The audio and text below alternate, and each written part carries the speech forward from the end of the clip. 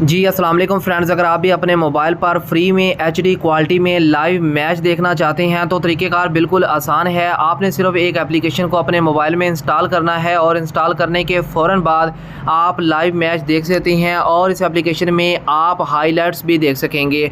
तो इसके लिए आपने करना क्या है, सिंपल आपने गूगल पर आ जाना है और kingapp.in सर्च करना है।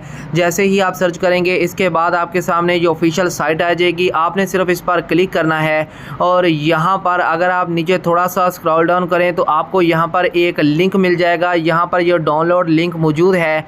आप सिंपल इस पर क्लिक करके एक एप्लीकेशन को इंस्टॉल करेंगे, जिसके बाद आप फ्री में अपने मोबाइल पर एचडी क्वालिटी में मैच देख सकेंगे। पाकिस्तान और इंडिया का आज मैच है और पाकिस्तान में सिर्फ और सिर्फ यही एप्लीकेशन है जो कि लाइव मैच दिखा रही है। अगर आपने मोबाइल पर लाइव मैच देखना है तो आप इस एप्लीकेशन को इंस्टॉल कर लें। इंस्टॉल करने के फ़ौरन बाद आपको लाइव मैच नज़र आ जाएगा और आज पाकिस्तानी टाइम के मुताबिक 7:30 पर लाइव मैच शुरू हो जाएगा और इस एप्लीकेशन पर 7:30 पर आपको लाइव मैच देखने को मिलेगा।